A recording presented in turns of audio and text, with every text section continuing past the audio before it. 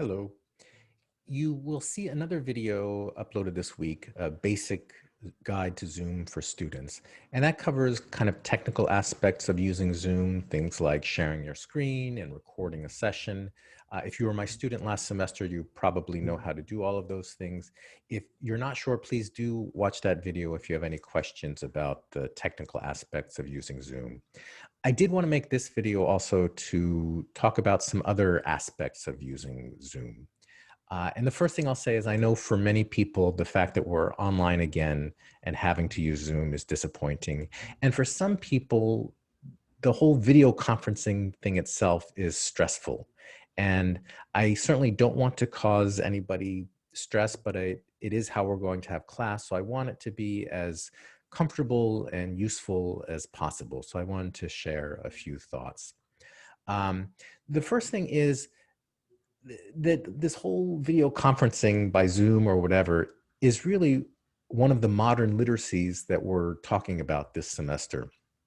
You're certainly going to have to use it this semester and in possibly your future studies and professionally. As you get careers, you're probably going to be video conferencing more and more. So figuring out how to do it appropriately and usefully is, I think, worth uh, thinking about and practicing.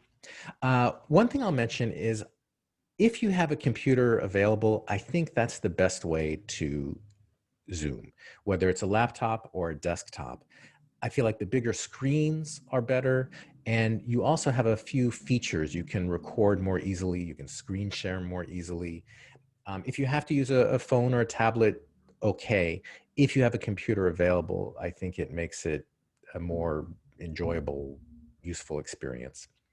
Um, One issue that came up last semester is some students became very uncomfortable sharing their video. As a teacher and a participant in this class, I really prefer that you keep your video on. If there's a short-term situation where something's going on and you want to turn your video off, okay. But the norm should be to have your video on. If we were in class face-to-face, we would be seeing each other. We would be having all those visual and nonverbal cues that are part of communicating. So I do prefer that you keep your video on. Um, as far as your background, feel free to decorate it any way you want. I redesigned my home office this summer, and so I'm still figuring out how I want to, like I'm thinking maybe a tapestry here or a poster here or some art or something. There's a Twitter account, Room Rater, where it rates all the different home backgrounds that people are using. So if you want to use your real space, that's fine. Feel free to use a virtual background. Zoom has some default ones that are included with the program, but feel free to use whatever you like. You can use travel photos, or if you want to go to Hogwarts or hang out with the friends, whatever you like is fine. Um, so that's video. The other really important aspect of Zoom is audio. Um, if you're using a computer, if you're using a laptop, no problem. You can usually use the built-in microphone. If you're using a desktop, you'll need some kind of external microphone. Whatever you're using, mobile device or computer, be very aware first of your own microphone and that when you're moving, you might be creating a lot of noise that's disturbing for other people. So if you need to move or someone's talking in the background, please mute yourself. Speaking of background noise, be very aware of how much noise is happening.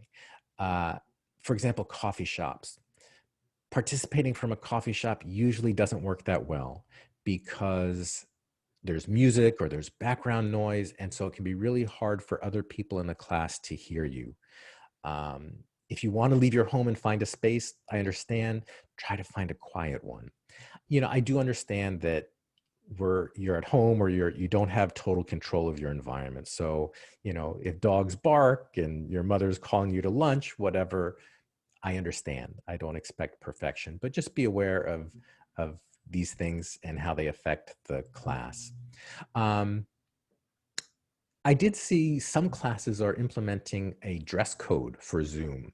I don't think there's any need to do that, but I like the idea of sort of an attitude code that when we're in Zoom, we're in class. So I would think the same standards that apply to classroom expectations apply to Zoom expectations.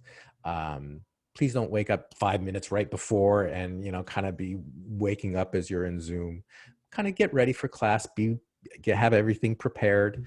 Um, Please don't like have the TV on and think, oh, well, I'll just pretend I'm in class, but really I'm going to, you know, I would, in a normal class, expect you to be there, pay attention, be focused, listen to other people.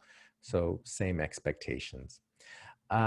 If you have questions, ideas, or concerns at any time about Zoom or anything else, please share them. You can contact me directly or discuss them in class because, like it or not, we're going to be Zooming for these first 8 weeks at least, and I do want it to be as comfortable and useful as possible. All right. Looking forward to seeing all of you week 1. Zoom you soon. Bye.